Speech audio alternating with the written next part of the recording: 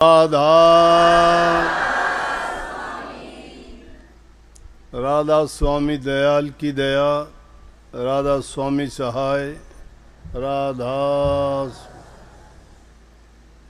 प्यारी साध संगत जियों, भाइयों बहनों, माताओं, नौजवान साथियों, बच्चे, जितने भी आप सत्संग लाभ के लिए उपस्थित हुए हो, शांति से बैठ के सत्संग लाभ उठाएं। सत्संग में ये कहने की ज़रूरत ही नहीं होती बैठ जाओ, आ जाओ।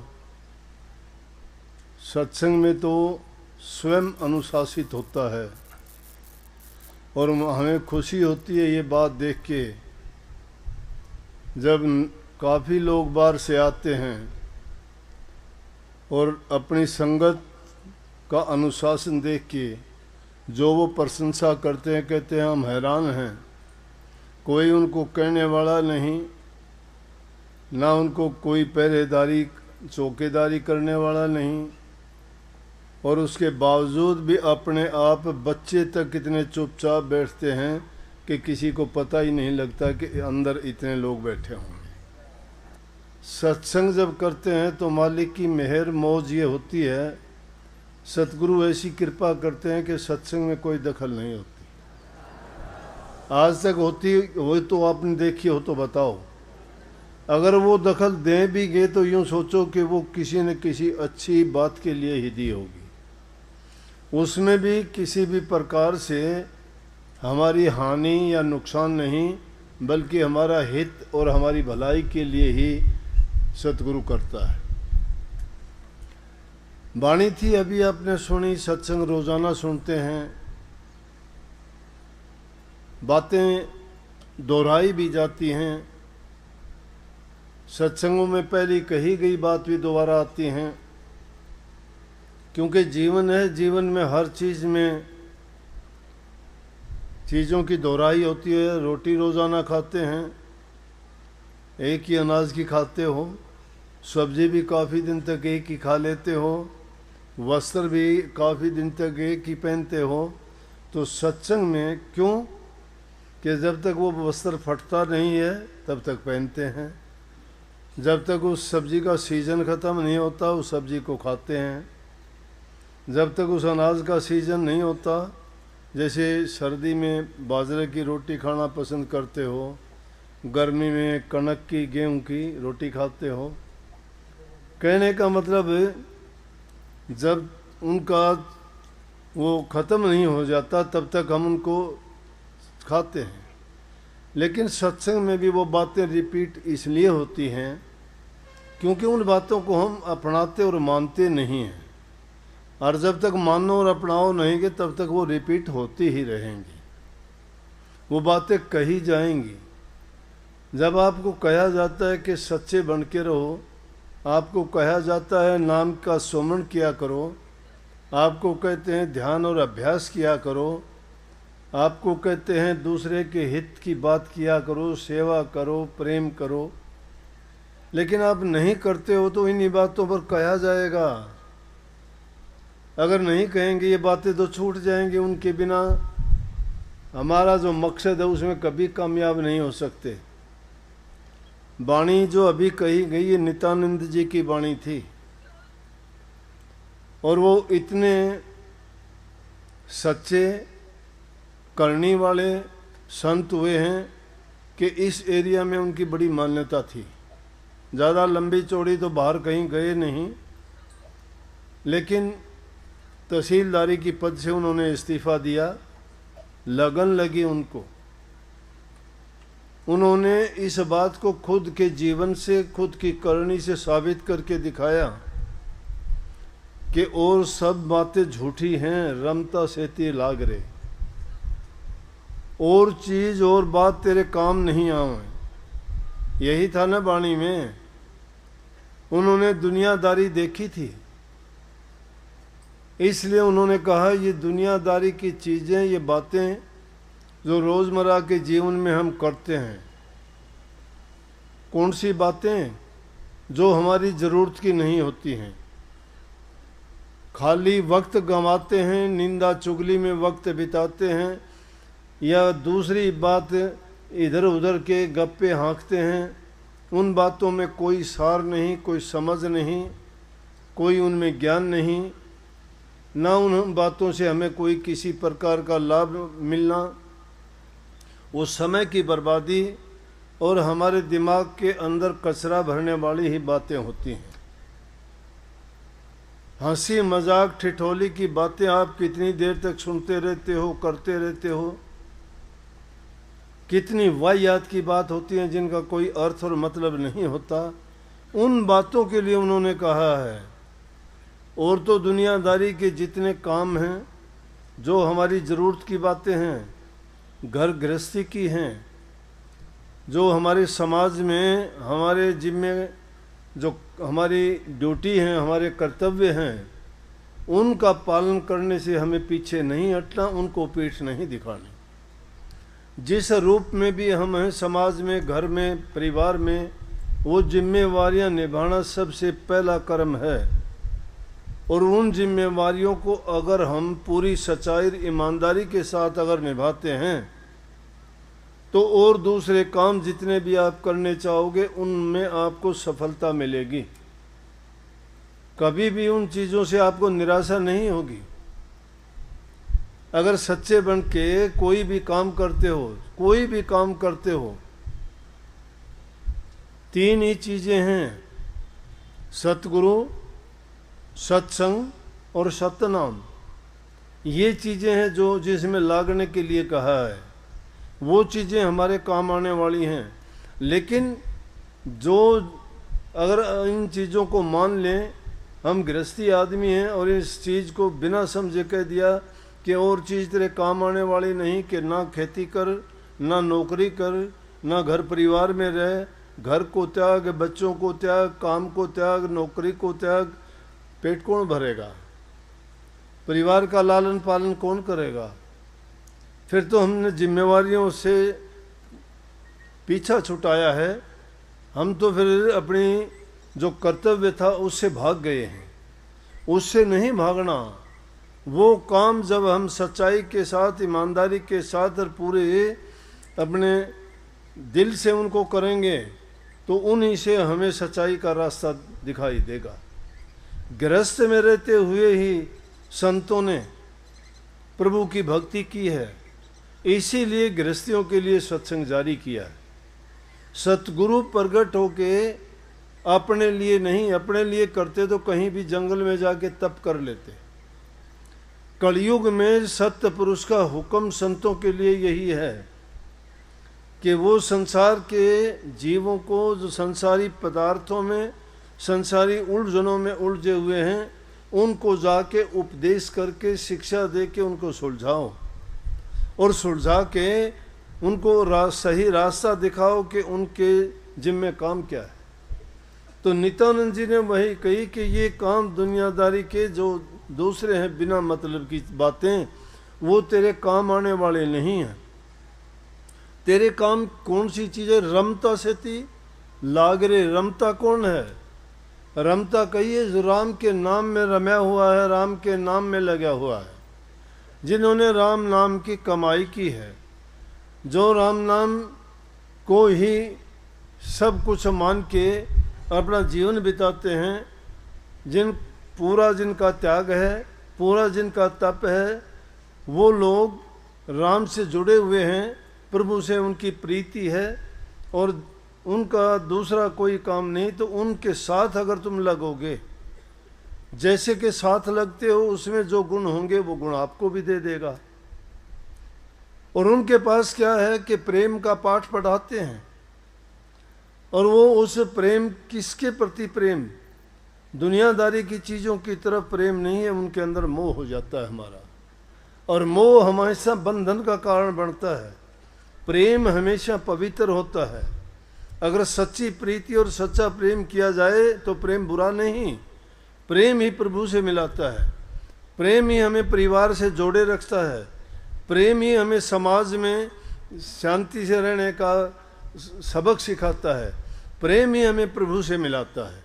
जिसके हृदय में प्रेम नहीं है जब तक प्रेम नहीं है वो कुछ नहीं कर सकता। लेकिन उस प्रेम में दूसरे की मिलोनी नहीं है, दूसरे किसी की दखल नहीं है।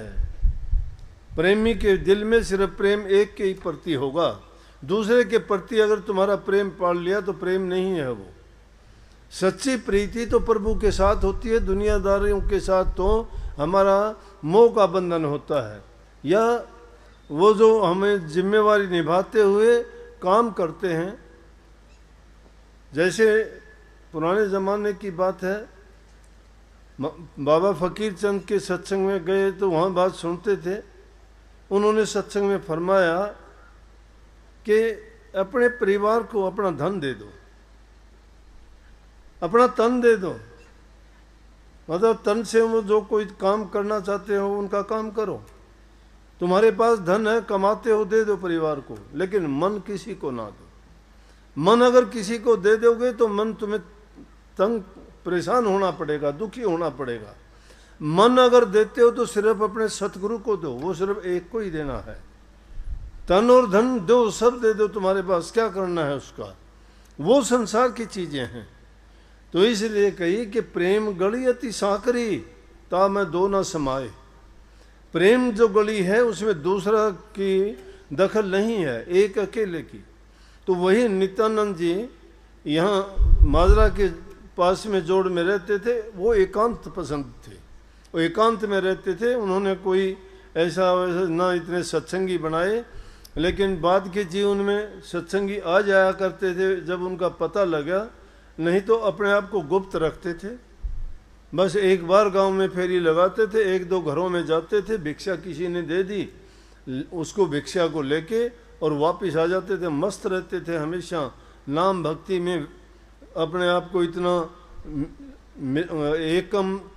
एक कर लिया था कि उनको दूसरी कोई उनकी भावना नहीं थी। सिर्फ इसी बात के कारण उन्होंने जिन दूसरों के बारे में जैसे कह दिया, किसी ने राजपाट त्याग दिया, किसी ने घर परिवार त्याग दिया, किसी ने धन दौलत छोड़ दी, उसी प्रकार से नित्यानंद जी ने भी प्रभु की भक्ति के लिए उनके प्रेम में आके अपने सब कुछ को त्याग के और सिर्फ एक निखालस उस मालिक के नाम पर ही वो लगे रहे। तो अकेले उस बनी में जंगल में रहते थे, मस्त रहते थे, किसी चीज़ की ज़रूरत नहीं। कोई देता तो दे जाता, नहीं देता तो उसकी भी कोई ज़रूरत नहीं थी। भिक्षा के लिए जाता तो कोई दे देता तो ले लेता, अगर नहीं भी देते एक दो घरों के बाद तो वैसे भी आ जाते। क्यों? कि उनको ना कोई भूख और प्यास कभी तड़पाती थी और न ही वो उसके भक्ति के रास्ते में बाधा बनती थी। तो ये वाणी उनकी थी। उन्होंने ये समझाया कि दुनिया में तुम कोई किसी की दूसरे की निंदा करता है, कोई किसी से झगड़ा करता है, कोई किसी की जायदाद पर कब्जा कर लेता है, कोई किसी की बेटी को दुख देता है, कोई किसी के लड़के को दुख देता है। छोटी छोटी बातों पर हम कितना बड़ा बड़ा पाप कर्म कर जाते हैं। तो उन पाप कर्म से बच जाओ। ऐसे कर्मों से बच के और प्रभु की भक्ति अगर करोगे तो तुम्हारा जीवन सफल हो जाएगा। ये दुनियादारी की चीज़ें तो ऐसे हैं कि संगति जैसी करोगे वैसा ही रंग चढ़ जाएगा। बुरे आदमियों के पास बैठोगे, जो उसमें दुर्गुण है वो तुम्हारे अंदर बिना कहे भी आ जाएंगे। अगर तुम अच्छे इंसानों के पास बैठोगे तो तुम्हें अच्छाई की बातें बताएंगे, तुम्हारे अंदर बिना अपनाए भी अच्छाई आ जाएंगी। लेकिन जो रमते राम हैं, जो प्रभु की भक्ति करने वाले हैं, उनका संग करोगे, उनके पास जाओगे तो वो तुम्हें भक्ति के रंग में, नाम में रंग देंगे और आपको धीरे धीरे करके 1 मिनट में या 1 दिन में या 5-7 दिन में, क्योंकि नीरस है नाम, नाम में कोई स्वाद नहीं है। स्वाद होता है इंद्रियों के रसों का, जो स्वाद है उसको हम रस मानते हैं, आनंद मानते हैं। उनके भोगों से जो हमें तुच्छ समय के लिए जो खुशी मिलती है उसको आनंद मानते हैं। हमें नाम रस का पता ही नहीं है। नाम रस जब आना शुरू हो जाता है तो ये रस फीके लगते हैं, इनकी ओर ध्यान ही नहीं जाता। इसीलिए इनकी ओर से उपरामता हो जाती है, अपने आप चले जाते हैं, इनके बंधन टूटते चले जाते हैं। ज्यों ज्यों जो भक्ति में, नाम में लय हो जाता है, ये दुनियादारी के सभी बंधन अपने आप ढीले पड़ जाते हैं। उनको ना मोह रहता है, ना उनको किसी की चीज़ में कोई ये लगन रहती है कि मुझे ये मिले, ना कोई वो की स्वाद के बस होते हैं।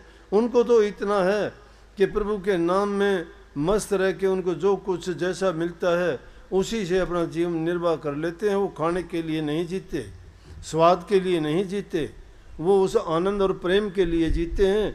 जितना उनका जीवन होता है वो तो चाहते हैं कि सारा का सारा जीवन उनका प्रभु की भक्ति में, उनकी याद में बीते। लेकिन हमारा क्या है कि हम एक दूसरे को देख के या तो मन में ईर्ष्या पाल लेते हैं, या द्वेष कर लेते हैं, या हमें उनके साथ प्रतिस्पर्धा कर लेते हैं कि मेरे पास ये क्यों नहीं है, इसके पास ये चीज़ें क्यों हैं, इसकी इज्जत मान बढ़ाई क्यों है। ना ये इज्जत, ना ये मान बढ़ाई, ना ये धन दौलत, ना ये ऊंचे पद, ना ये दूसरी चीज़ें दुनियादारी में जिनके लिए हम तड़पते हैं, भागते फिरते हैं, चालाकियाँ करते हैं, झूठ बोलते हैं, उल्टे सीधे कर्म करके पैसे कमाते हो, किसी का गला काटते हो, किसी का पेट काटते हो, और फिर उसमें तुम सुख ढूंढना चाहते हो। मैं कहता हूँ ऐसी कमाई से, ऐसी चीज़ों से जो तुम्हें अगर मिल भी गई तो तुम्हें अच्छा नहीं, तुम्हारा अच्छा हो नहीं सकता, क्योंकि जो चीज़ तुम्हें मिली है उसमें गुण नहीं, प्यार नहीं, उनमें तो सिर्फ द्वेष भरा हुआ है। वो क्योंकि पाप के रास्ते से आई है। वो जो जिस ढंग से चीज़ कमाई जाती है उसमें वैसे ही गुण होते हैं। अब देखो ये लोग नहीं जानते क्यों, ये आजकल देखते हैं हम कि लोगों में क्रोध इतना ज़्यादा क्यों बढ़ गया, किसी से बर्दाश्त नहीं होता। धैर्य क्यों खो दिया, क्यों नहीं होता बर्दाश्त, खान पान बदल गए, कोई भी किसी की बात बर्दाश्त क्यों नहीं करता। इतनी छोटी सी बात किसी को कहो बस या तो झगड़ा कर लेंगे। रोज़ाना की खबर देखते हो 5, 10, 100, 200 रुपये के लिए कि उसने उसको चक्कू मार दिया, उसने उस झगड़ा हुआ, उसका ये कर दिया, वो कर दिया। क्षणिक बात के लिए बिना सोचे बिना समझे क्यों ऐसा होता है कि आजकल का जो अन्न खाया जाता है उस अन्न में एक प्रकार का जहर भरा होता है, और उस जहर के कारण हमारे खून में इतनी गर्मी हो गई है जिसके कारण क्रोध, ईर्ष्या, द्वेष, निंदा ये चीज़ें ऐसी भर गई कि हमारे मन के अंदर शांति नहीं है। क्योंकि शांति वाला गुण वाली चीज़ें नहीं हैं। वो जो अनाज खाते हो उनमें कितनी खाद अब डालते हो, उस खाद की तासीर क्या है। वही खाद अगर तुम किसी चीज़ में वैसे डाल के देखो सड़ा देगी थोड़ी देर में, लेकिन वो धीरे धीरे करके पानी के रास्ते से फल में, सब्जियों में, अनाज में जो जाता है पानी में, और उसको जब हम पीते हैं वो हमारे खून में जाता है। क्योंकि सारी चीज़ें जो हम खाते हैं उससे बनती हैं। जो हमारा अन्नमय कोश है उससे सारी चीज़ें बनती हैं, और वो चीज़ें क्या करेंगी, वो अपनी तासीर जो होगी वो खून में जाके वही पैदा कर देंगे। इसी कारण ये चीज़ें बढ़ती चली गई। बर्दाश्त नहीं तो भाई बहन का कितना प्यार था, पुत्र पिता का कितना प्यार होता था, पति पत्नी का कितना प्यार होता था। अरे हमारे देश में तो प्रथा थी कि जिसका पति गुजर जाता था वो स्त्री सती हो जाती थी, जलते जलते।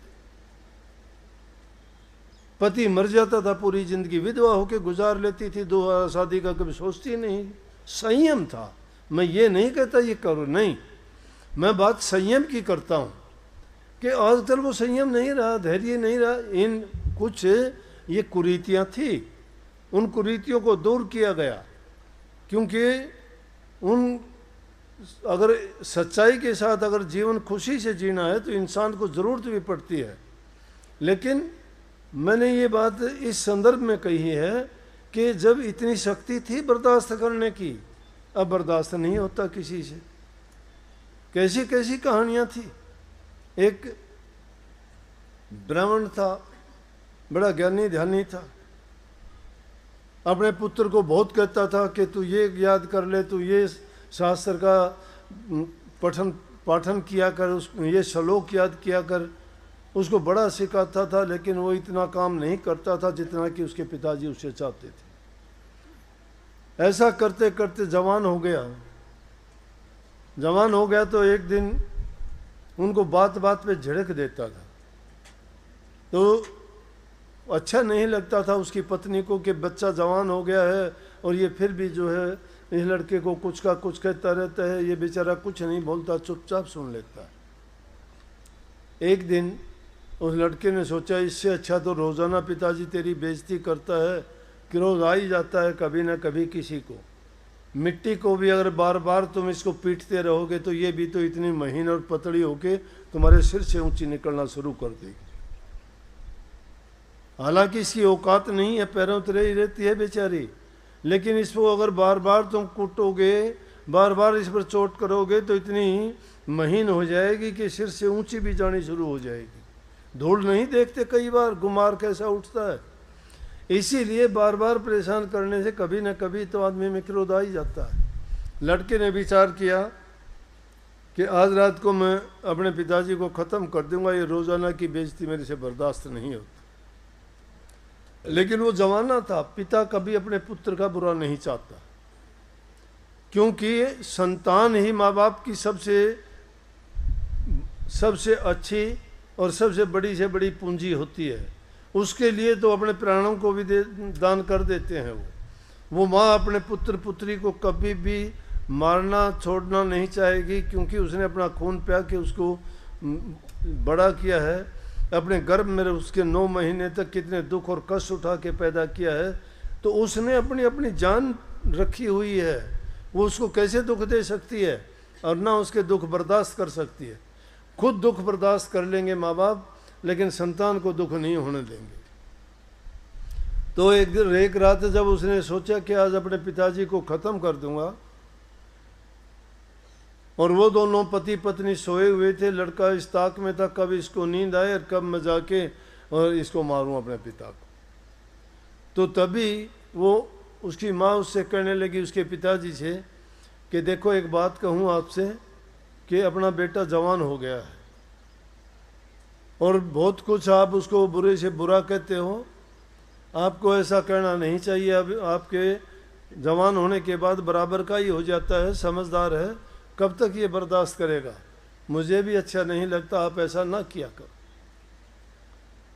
उसके पिताजी पता है क्या कहने लगे? बोला बात सुनो, मेरा भी बेटा है वो, ये नहीं कि मुझे बुरा लगता है, मुझे बहुत प्यारा है, मुझे बहुत अच्छा लगता है, चांद से भी प्यारा है।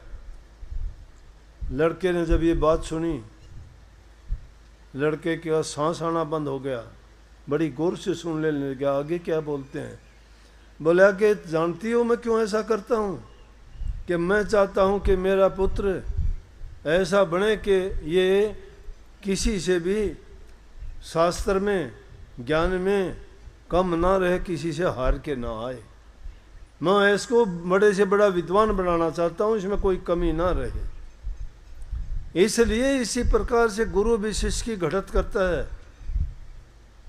और उस शिष्य अगर ये सोच ले कि गुरु मेरा बुरा करता है या मेरे अवगुण बताता है या मेरी कमियां निकालता है, तो गुरु पर वो अगर दोष रखना शुरू कर दे तो समझो कि उसका हित नहीं हो सकता।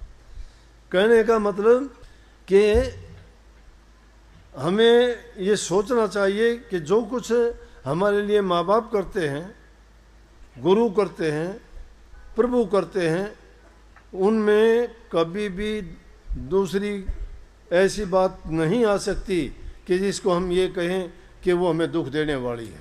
लेकिन ज़माना क्यों बदल गया? बदलने का कारण यही है कि या तो हमारा खान पान गलत है, जो गलत तरीके से कमाया गया है, या गलत ढंग से आया है। अगर इंसान अपनी नेक कमाई, हक हलाल की कमाई का खाता है, उसके विचार शुद्ध और पवित्र होंगे, और जिस इंसान के शुद्ध और पवित्र विचार होंगे उनके मन में शांति होगी, उनके साथ बैठने वालों के साथ उनका प्रेम होगा, घर परिवार में उनके शांति रहेगी, और जहाँ शांति है उस घर में लक्ष्मी वास करती है, बड़े छोटे की इज्जत कदर होती है, वहाँ बूढ़े बुजुर्गों की बात सुनी जाती है, और उन बूढ़े बुजुर्गों की बात जो होती है वो शिक्षा से, गुणों से भरी हुई होती है। हमेशा वो अच्छी बात बताते हैं जिसके कारण उनके जीवन में किसी प्रकार की कोई बाधा ना आए और उनका जीवन अच्छा गुजरे और वो सबका हित करे, किसी की बुराई ना करे। जब घर परिवार में सुख और शांति होगी, मन में शांति होगी, तो ही आप भक्ति के रास्ते पर चलने के काबिल बनोगे। अगर सीधा ही आपको कह दिया कि चल गुरु के पास चल, नाम ले ले, कितनों को लेके आते हैं। कोई शराब पीता है, कोई दूसरा नशा करता है, कोई और उल्टे सीधे काम करता है, कोई जुआ खेलता है, और फिर लेके आते हैं, कहते हैं जी इसको ऐसा करो, ये ऐसा करता है, शराब पीता है। शराब कौन छुटा दे सकता है? उसके मन में जब कोई बात है, वो जब तक तैयार नहीं है तो कितने ही आदमी लेके जाओ। वो तभी छोड़ सकता है जब उसका मन कहेगा। अब उसका मन खुद का काबू में नहीं है, वो खुद अपने मन से नहीं चाहता मैं ये काम करूं या नहीं करूं, उसको दूसरा कोई नहीं करा सकता। लेकिन इसी मन को अगर साध लिया जाए और इसी मन को पक्का कर लिया जाए तो वो चीज़ें तो कहीं अपने आप तो हमारे आके चिपटी नहीं थी, उन चीज़ों को हमने अपनाया है। कोई भी चीज़ है हम उनको छोड़ सकते हैं, आसानी से छोड़ सकते हैं।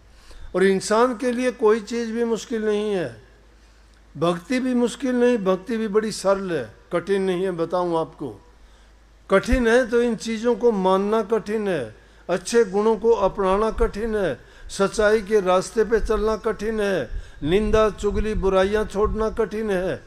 लालच और स्वार्थ इंसान से नहीं छूटता, और लालची इंसान कभी अच्छा नहीं होगा। ये चालाकियां हेरा फेरियां जो करते हैं, वो सोचता है इंसान कि मैं बड़ा चालाक हूँ, मेरे से चालाक होशियार नहीं है, मैंने ये कर लिया, मैंने वो कर लिया। अरे चालाक तो काग भी बहुत होता है, बिस्टे में जाके चोंच मारता है।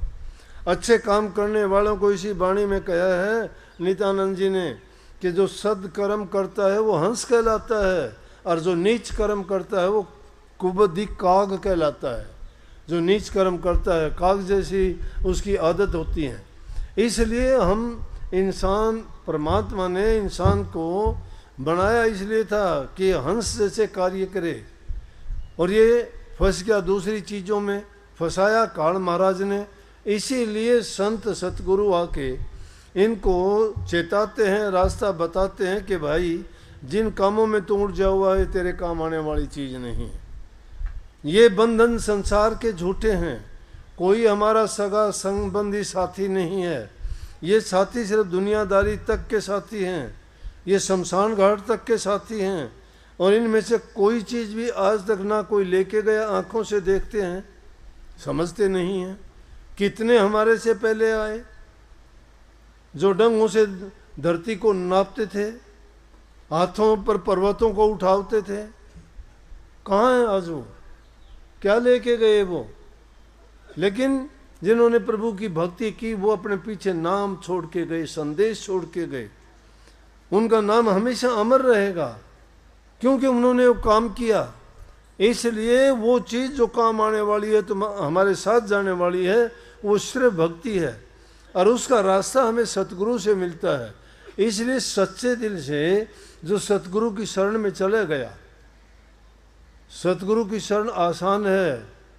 कैसे आसान है? आप लोग आए हो, किसी ने कुछ नहीं पूछा, आराम से प्यार से आपको सबको बैठाया है। कोई यहाँ टिकट नहीं लगी, कोई फीस नहीं लगी, कोई कंडीशन नहीं लगाई गई। आपकी स्वेच्छा के लिए कहा है कि आप आओ, बैठो, सुनो, और अच्छी चीज़ है उनको अपनाओ। ये सत्संग है। जब सत्संगों में वो चीज़ बताई नहीं जाती और कह दिया कोई एक चीज़ का नाम लेके ये नाम जप लिया करो कल्याण हो जाएगा, गुरु तुझे अपने आप ले, अरे कहाँ गुरु ले जाएगा? कोई नहीं ले जाता, किसी को ले जाने वाले तुम्हारे गुण है। गुरु तो अगर ले जाएगा तो जो कहता है उसकी बात मानते चलो। इसी को गुरु की पूजा कह दिया। जो गुरु हमारे लिए उपदेश करता है, जो हमें शिक्षा देते हैं, जो हमें चीज़ अपने बेहतरी के लिए, अपने जीवन को बनाने और सुधारने के लिए कहते हैं, उन चीज़ों को अपनाते चले जाओ। वो चीज़ें अगर हमने कितने कितने साल बीत के अगर किसी से बोलते हो ना, तो बड़ी डींग मारेंगे। मुझे नाम लिए 20 साल 40 साल हो गए, बड़े महाराजों से लिया था। अरे बड़े महाराजों से नाम लिया, बड़े काम तो नहीं किए तूने। बड़ा तो जब मानते कि वो काम करते, बड़े महाराज जी बड़े क्यों कह दिए? क्योंकि बड़े काम किए थे। छोटे काम करोगे तो आपको बड़ा कौन कह देगा? अगर बड़े थे तो बड़े करके दिखाओ। शिष्य में गुण होना चाहिए, अपने गुरु क्यों बड़ा करके दिखाए। अगर उन्हें गुरु को बड़ा करके दिखाता है तो बड़ा है। अगर गुरु की नाम की ओट लेके अगर रोटी खाना चाहता है कोई भी खा ले, वो तो भीख मांग के भी मिल जाता है। राम के नाम से कितने भिखारी फिरते हैं, कोई किसी रूप में कोई किसी रूप में, लेकिन सच्ची भिक्षा सतगुरु से मिलती है, वो नाम की भीख है। और उसमें आपको वो दक्षिणा देते हैं गुरु कि उसको पाके हमारा जीवन धन्य हो जाता है। गुरु हमसे चाहता क्या है? गुरु चाहता है कि हम बुराइयों को छोड़ें और सच्चाई के रास्ते पर चलें, नाम भक्ति को अपनाएं। बहुत आसान है नाम भक्ति। सारे काम करते रहो, घर बार परिवार के, समाज के, किसी काम में रुकावट नहीं है, लेकिन उनके अंदर उनकी मर्यादाएं हैं, उनकी सीमाएं हैं। उन सीमाओं के अंदर रह के काम करो, जो ज़रूरत है उसके मुताबिक काम करो। अगर उससे ज़्यादा तुम करते हो या कामी कीड़े बनते हो या अपने आचार विचार से गिरते हो या अपने जीवन में अनावश्यक चीज़ों को, दुर्गुणों को लगाते हो, वो बुरा है। सब दुर्गुणों को त्याग के और अगर सद्गुण अपनाते हो तो आपको जो गुरु ने नाम दिया है वही नाम तुम्हें पार तार देगा, धन्य कर देगा। नाम एक प्रकार का टिकट है जो तुम्हें इस पार से उस पार ले जाएगी, लेकिन उस नाम को खोना नहीं। नाम को लेके नाम की कमाई करनी है, और वो बहुत आसान है। कुछ बाधा नहीं है किसी काम में भी। आपके कोई काम करते जाओ, संतों ने बड़ा हेला दे के रुक के मार के कहे, सब ने जो जिस समाज में पैदा हुआ वो सारे काम किए, और उन्होंने उसी समाज को अपने ढंग से समझा दिया कि काम करते रहो लेकिन प्रभु की भक्ति भी साथ करो, कोई रुकावट नहीं। धन्ना भगत जाट था, खेती का काम करता रहा और ऐसी भक्ति की कि तुम्बे बोने के बाद में भी उसको ज्वार मिली। सारे काम प्रभु ने किए उसके खेत के। सैन भगत नाई का काम करता था, लखमा माड़ी माड़ी का था, कबीर साहब जुलाहा था, कपड़ा बुनता था, नामदेव छिपी था, कपड़ों को रंगता था, रविदास जी चमार जाती थे, जूतियां बनाते थे। उन्होंने कहा कि अपने काम करने में कोई शर्म और संकोच नहीं, वो काम करते जाओ और उसी काम में भक्ति है। सच्चे मन से वो भक्ति करते जाते हो, लो तुम्हारी प्रभु से लगी रहती है। कोई देखना नहीं, कोई सुनना नहीं, कुछ करना नहीं, ना तुम्हें समय बर्बाद करना। अगर कोई आके तुम्हारे पास में बैठता है, तुम्हारा समय बर्बाद करेगा, अनावश्यक बात करके तुम्हारे दिमाग में कचरा भरेगा, और उन बातों का कोई तुम्हारे जीवन में लाभ नहीं, अर्थ नहीं, महत्व नहीं। तीनों चीज़ें खराब हैं ये। उनसे क्या मिलेगा हमें? हमें सिर्फ वही बात सुननी चाहिए जिससे हमारा या तो लाभ हो, या हमें कुछ संदेश मिलता हो, या हमारा जीवन सुधरता हो। वो बात सुननी चाहिए, नहीं तो समय की बर्बादी है और बिना बात के अपने दिमाग के अंदर ऊन जनून भर लेना है। ऐसी चीज़ों को कभी भी अपने दिमाग में मत भरने दो। अच्छे गुणों को अपनाओ। संत महात्माओं फकीरों की वाणी, उनके कहे हुए शब्द वचन वो याद करो। वो याद करोगे तुम्हारे विचारों के अंदर कभी भी बुराइयां नहीं घुसने पाएंगी। लेकिन हमने तो क्या कर लिया कि इसको बनाई ऐसा दिया कि कचरा भरने का। कोई भी कहता है उन चीज़ों में अपने कान बिछा देते हैं, उनके सामने के लिए डाल दे जो डालना है, और कभी हटाते ही नहीं। उन्हीं बातों को सुनते सुनते जीवन बर्बाद हो जाता है। संत कहते हैं काम में रुकावट ही नहीं है, करो, सब करो। ये थोड़ा है कि माला लेके बैठ जाएंगे, घर के काम छोड़ देंगे, नहीं। कुछ भी, माला तो सांसों की है, सांस सांस एक एक मन का है, नाम सुमरो उसमें। कबीर साहब कहते सांस सांस में नाम सुमर, बैठा सांस ना खोए, क्या जाने इस सांस का आवरण होना होए। क्यों भरोसा करते हो कल का? कल कल करते काल आ जाता है, लेकिन कल नहीं आता। पता ही नहीं लगता कब वो संदेशा उसका आ जाता है, कभी इस दुनिया से उठ के चले जाते हैं। तो समय के रहते हुए अगर हमने उन नाम की कमाई नहीं की तो जीवन हमारा व्यर्थ चला जाएगा। ये जीवन हमें यूँ नहीं मिला था कि हम इन चीज़ों के लिए जीवन को बर्बाद करें। ये इंसान का चोला लाखों करोड़ों जीवन बिताने के बाद मिलता है, वो भी बड़े नेक कर्म करने के बाद मिलता है। और वो मिलने के बाद भी हम नहीं चेतते और सोए रहते हैं गफलत की नींद में। परवाह ही नहीं है हमें क्यों आए थे, क्या करना था, ये भी बात बेचारी है, कभी नहीं सोचते।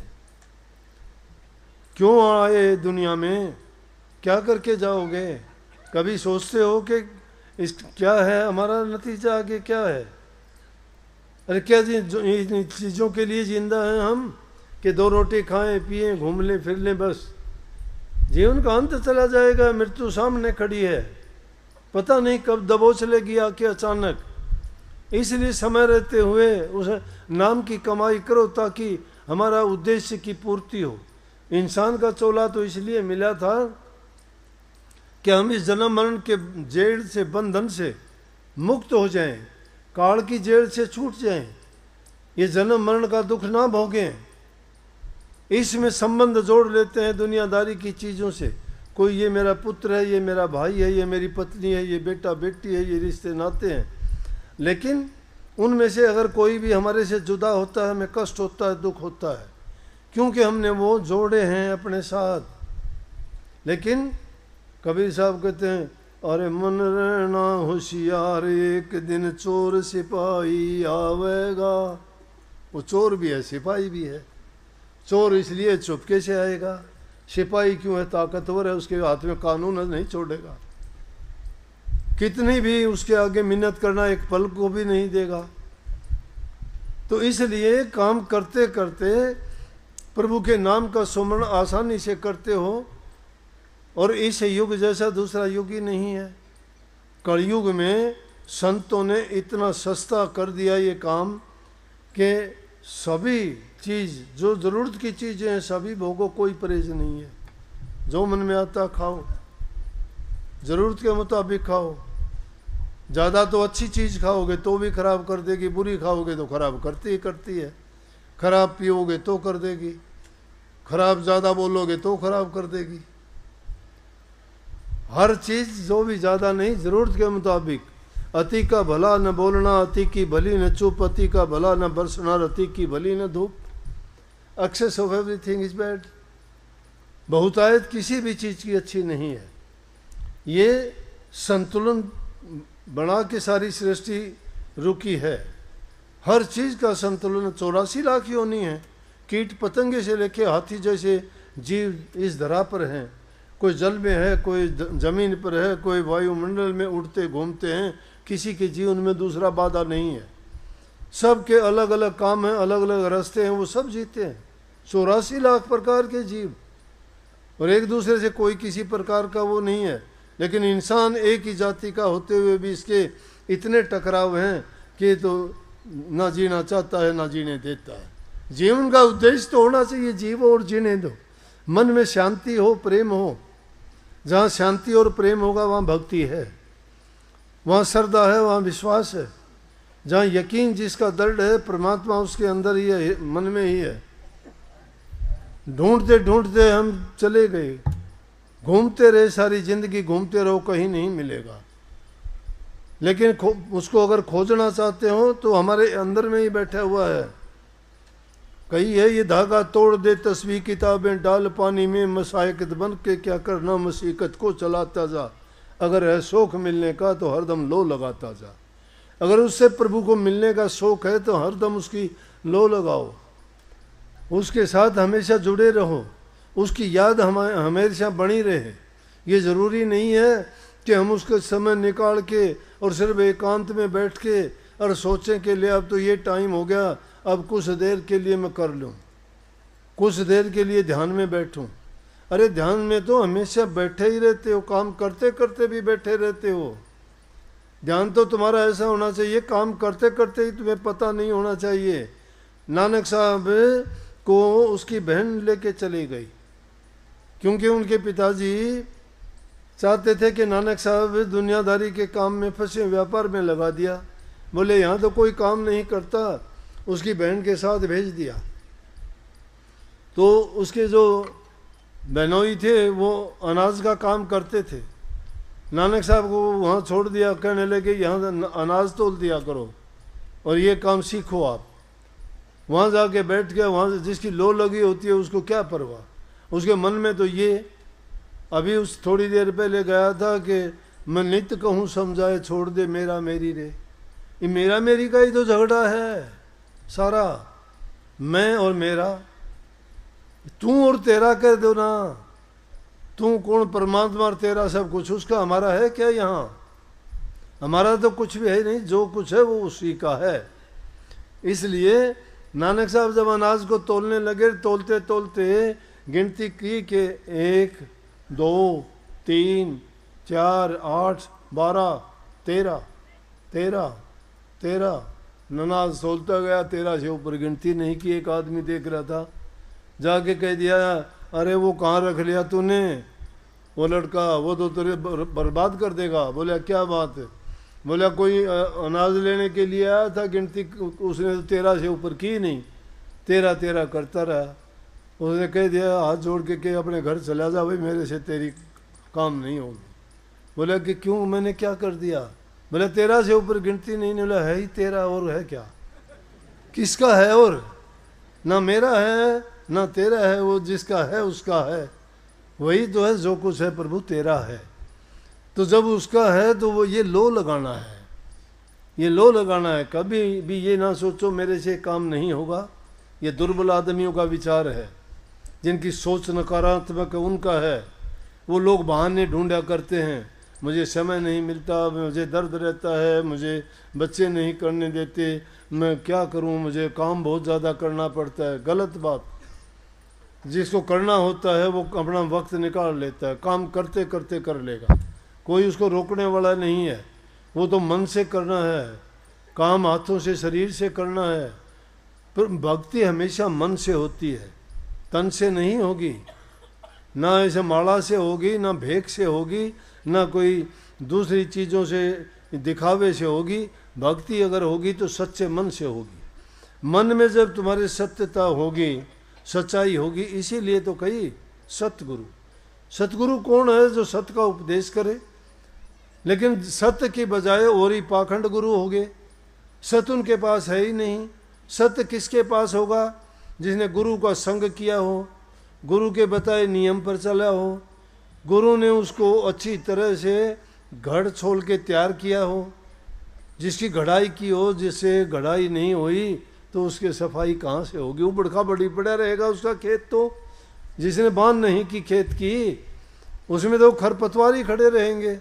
लेकिन गुरु शिष्य को ऐसे त्रास देता है जिस प्रकार से जोरी हीरे को तराशता है, जिस प्रकार से कुम्हार मिट्टी के बर्तन को पीट पीट के बना देता है, जिस प्रकार से सुनार सोने को कूट पीट के सोना बना देता है जिसकी इज्जत और कदर होती है, जिस प्रकार से खाती बढ़ाई लकड़ी आड़ी टेढ़ी जंगल से लेके आता है, छील के काट के ऐसे सुंदर बना देता है, वो इज्जत और शोभा पाती है। इसी प्रकार से गुरु भी शिष्य को तराशता है। और जो गुरु ने तराशा नहीं ना, उसके पास है कुछ नहीं, ड्रामा कर देगा, नकली बन जाएगा, गुरु का ढोंग रच देगा। ढोंगी बहुत होते हैं, ड्रामे बहुत होते हैं, साधु के भेष में शैतान बहुत होते हैं। साधु का काम होता है समाज को सही रास्ता दिखाना, बुराइयों से निकालना, सत्य मार्ग पर चलाना, प्रभु की भक्ति में लगाना और उनको नेक नियत रखने का उपदेश और शिक्षा देना। और जो सच्चे गुरु जिसको मिल जाते हैं उसका जीवन संवर जाता है। गुरु मिल गया सच्चा गुरु तो लेखा निमट जाता है उसी दिन, क्योंकि अच्छा करते आदमी अच्छा हो जाएगा, कभी न कभी उसमें सुधार आ जाएगा। जो लगा रहता है जरूर एक दिन सच्चाई में बदल जाएगा। लेकिन धैर्य रखना पड़ता है हर चीज़ के लिए। धैर्य जो रखता है, क्या गर्मी के खत्म हो, गर्मी तब भी पड़ रही है, अब भी बहुत गर्मी है, धूप बहुत है, लेकिन आप तो चुपचाप बैठे हो, आपको तो कोई शिकायत नहीं गर्मी की, ध्यान ही नहीं है गर्मी की ओर, ध्यान उसकी ओर है ही नहीं, ध्यान आपका ये ध्यान है, उसके बारे में सोचते ही नहीं हो। इसी प्रकार से दुनियादारी के जो बुराइयां हैं उनको इसी प्रकार से इग्नोर कर दो, भूल जाओ उनको, छोड़ के सिर्फ अपने मन को सत्य में, नाम में, गुरु में जोड़ लोगे तो आपको भी वो बुराइयां नहीं फटकेंगी और अच्छे ही अच्छे गुण आएंगे। उसके लिए नाम का सुमन करना, ये नहीं कि कभी बैठ जाओ चुपचाप, नहीं। जिनने भी पाया उन्होंने चिंतन किया, चिंता करने से नहीं, चिंतन किया। चिंतन आप भी करो, चिंतन करो कि मेरे अंदर बुराइयां क्या हैं, चिंतन करो कि मन दुष्ट मानता क्यों नहीं है, चिंतन करो कि ऐसी कौन सी चीज़ है जो और दूसरे कर सकते हैं, मेरे अंदर ऐसी कौन सी कमी आई है मैं क्यों नहीं कर पाता। जब ये जांच आप कर लोगे अपनी, आपको अपनी कमी दिखाई देगी और सच्चे जब बनोगे कि अपनी कमी को खुद जान के अपनी कमी को निकाल दोगे। जो कमी को नहीं निकालता है और अपनी कमी को जानते हुए भी उसको वो पीठ दिखाता है तो कमी उसकी कभी नहीं छूटेगी। अगर कमी है तो प्रकट करके कहो हाँ मेरे अंदर ये कमी है। कुछ लोग होते हैं ऐसे कि है ये मेरे अंदर कमी, उनकी कमी निकल जाती है। जो छिपाता है नहीं मेरे अंदर नहीं है ये, इंसान की ये आदत है कि अपनी कमी को नहीं बताना चाहता, उसको छिपाना चाहता है। अच्छा गुण ना हो तो भी कहता हाँ मेरे अंदर गुण है। कितने ही लोग आपकी अकल मारते हैं, कोई ज्योतिषी बन के, कोई पंडित बन के, कोई पत्रा देख के, कोई आपके अंक देख के, कोई आजकल तो हाथ देख के, कोई रेखा देख के। क्या कहते हैं? 3-4 बात उनकी कॉमन होगी। सबसे पहले कहेंगे तू नेक इंसान बहुत है लेकिन तुझे नेकी का फल नहीं मिलता। वाह, बड़े खुश हो गए, भाई मैं नेक तो हूँ ही। तभी छाती काट दोगे हाँ ये बात पक्की है। उसको झूठे को भी सच्चा बना दिया, झूठ स्वीकार कर ली पूरी कि हाँ मैं तो ऐसा ही हूँ। लेकिन बोला तुमने जो करता है उसका फल नहीं। हाँ पूछो ना, मैंने सबके इतने अच्छे अच्छे काम किए लेकिन उन्होंने बड़ी दुष्टता करी मेरे साथ। तो ये इंसान की ऐसी बातें हैं, वो अपनी झूठी बड़ाई को चाहता है लेकिन अपनी जो बुरी आदत है उनको छोड़ना नहीं चाहता। ऐसी बातों को कभी स्वीकार ना करो। अगर है और दूसरा कहता है तो समझो कि वो तुम्हें अपने और ज़्यादा गिनाने की कोशिश करता है। अगर कमी है, कमी बताने वाला तुम्हारा हितकारी है। तुम्हारी कमी गुरु बता सकता है और गुरु बताता है तो उसको मान लो कि मेरे अंदर ये कमी है, मैं इसको दूर करूँगा। और जो दूर कर लेता है वो गुरु का बन जाता है, गुरु उसका हो जाता है, गुरु उसका हो जाता है, उसका राम ही हो जाता है। उसका राम हिमाती है। उसका हिमाती कैसे? उसने अपना बनाई लिया उसको। बाजी मांडू पीव से दो विधि मेरा राम, जीतू तो मैं राम की, हारूं तो मेरा राम। बाजी राम तो मांड लो सीधी, आजा भाई। तेरी मेरी बाजी से अगर जीत गया तो मैं तेरा हो गया और हार गया तो मैं तेरा हो गया। हार गया तो भी तू मन ले लेगा और जीत गया तो मैं तन्ने ले लूँगा। दोनों तरफ से फायदा हमारा है। इसलिए अपने मन के अंदर दृढ़ता लाके पक्का विश्वास और यकीन के साथ और ये सोच के कि हाँ मैं भी अपने जीवन में ये करके देखूंगा। कुछ करके देखने की चाह होनी चाहिए। जिस इंसान की कोई चाह नहीं है जीवन में तो पशु तुल्य जीवन जीता है। मानस के लिए पशु, मानस के जीवन है लेकिन खालड़ी तो इंसान की ओर रही, कर्म तो पशु जैसे ही रहे उसके। इंसान का जीवन मिला है भक्ति करने के लिए, जीवन को सफल और कामयाब करने के लिए, इन जन्म मरण के बंधनों से मुक्त होकर काल और माया के देश से आज़ाद होने के लिए। संत उसी जेल से निकालने के लिए आते हैं और उस जेल से तभी निकलोगे जब आप गुरु के बताए बातों पे चलते रहोगे, दृढ़ विश्वास करके उनके दिखाए जो रास्ते हैं उनको अपनाओ, सच्चे मन से अपनाओ। दुनियादारी में तो चीज़ें ऐसे ही हैं।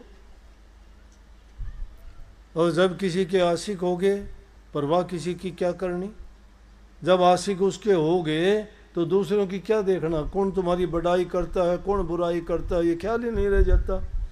बुल्ले से कहता है बुल्ला आशिक रब दा मलावमत होवे लाख, दुनिया काफिर काफिर आख दे तू आ हुआ हो बाक, कि दुनिया मुझे काफिर कहती है, लेकिन मैं आशिक परमात्मा का हूँ, कहते रहो, मुझे परवाही नहीं है। जिसका आशिक हूँ वो सब कुछ है। एक दुनियादारी के किसी के प्रेम का नाता जोड़ के या उनसे इश्क करके, इश्क प्रेम का ही नाम है, कोई बुरा रास नाम नहीं है, कभी ये सोचते हो। लेकिन उसको बुरी अगर मानते हैं तो बुराई की तरफ ले जाओ, हर चीज़ के कई मतलब निकलते हैं। तो अच्छा मतलब निकालने का प्रयास करो हमेशा। इसलिए भाई और चीज़ें हमारे काम आने वाली नहीं हैं, एक सिर्फ हमारे काम आएगा, प्रभु का नाम काम आएगा। वो ही हमें इसे, जो सबसे बड़ा दुनिया में रोग है, जन्म मरण दो रोग लगे हैं, तृष्णा रूपी खांसी, आवागमन का इतना बड़ा रोग है, वो काल की फांसी घली हुई है गले में, वो हमें खींचे फिरता है। काल जिधर ले जाता है, जैसा हमारे से करवाता है, उसके कहे में काम करते हैं, लेकिन वो हमें इस नरक कुंड में डालता है, पाप कर्मों में डालता है। लेकिन गुरु हमें उन बंधनों से मुक्त करता है, उस फांसी को निकालता है, स्वतंत्र कराता है, अच्छे गुणों से भरता है, जीवन को सफल बनाता है।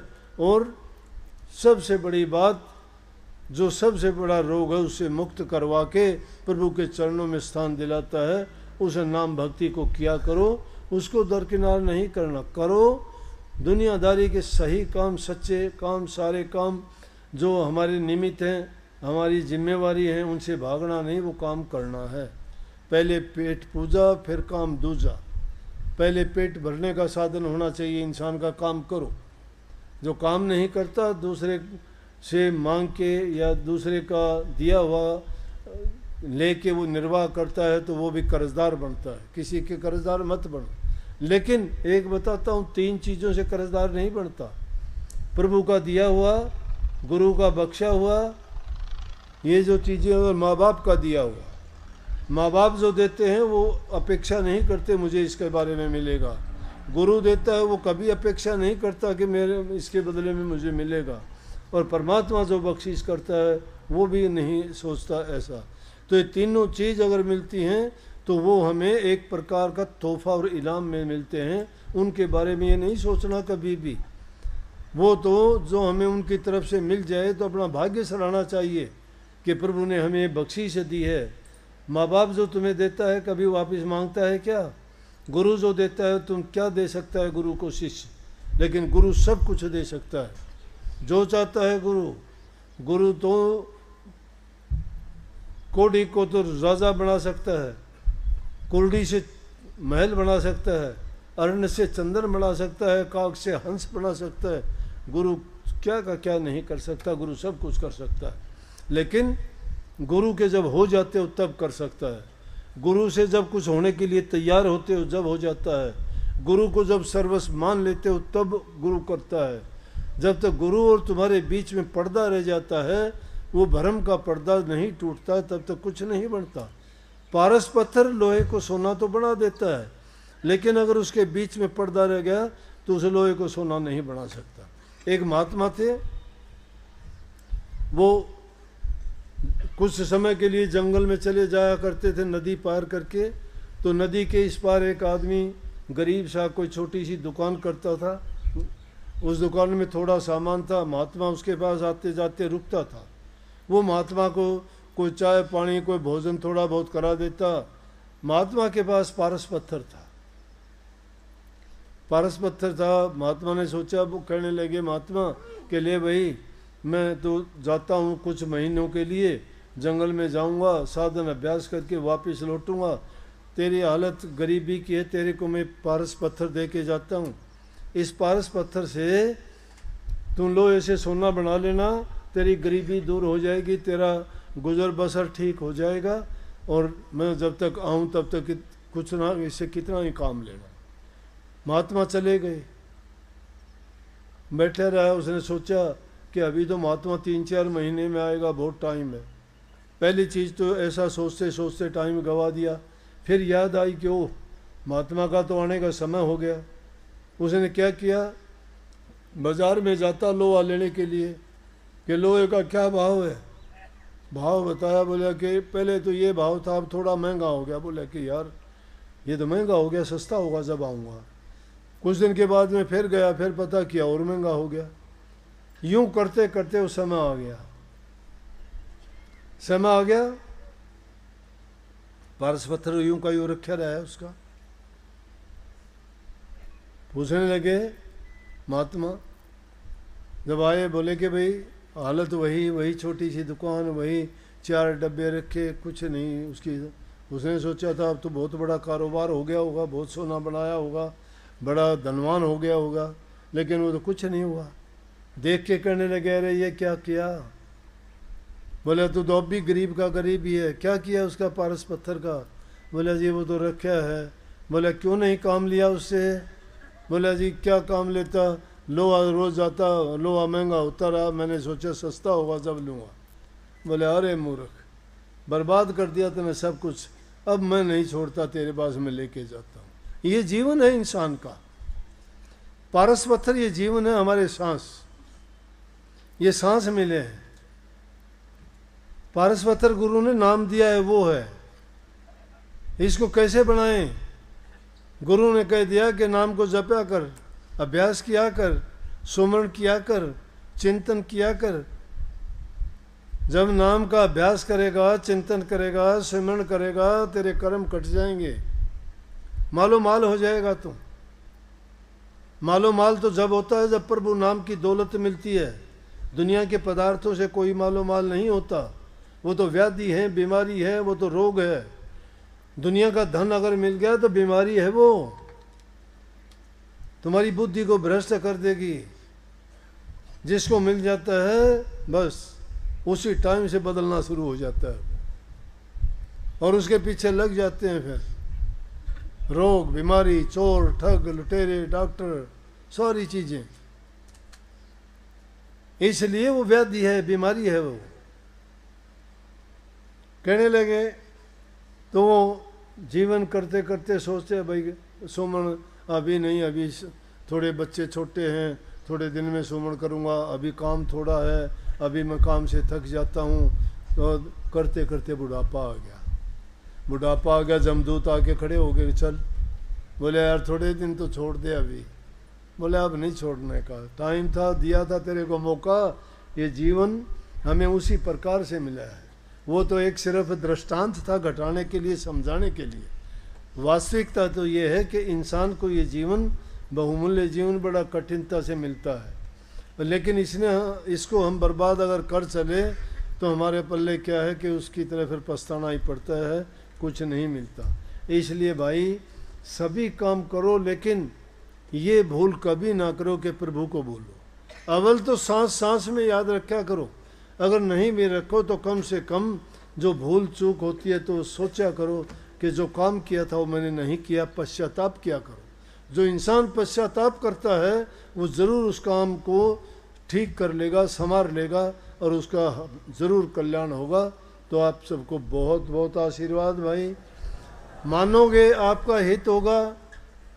सेवा करा करो बूढ़े बुजुर्ग की, माँ बाप की। हमने गुरु से सीखा है, गुरु ने जो शिक्षा दी मैं वो आपको बताता हूँ कि जो कुछ है वो गुरु की दी हुई शिक्षा के कारण है। प्रेम बढ़ाओ, बूढ़े बुजुर्ग की सेवा करो, किसी की बुराई ना करो और समय निकाल के प्रभु के नाम का सुमरण ज़रूर से ज़रूर किया करो। सबको बहुत बहुत आशीर्वाद। राधा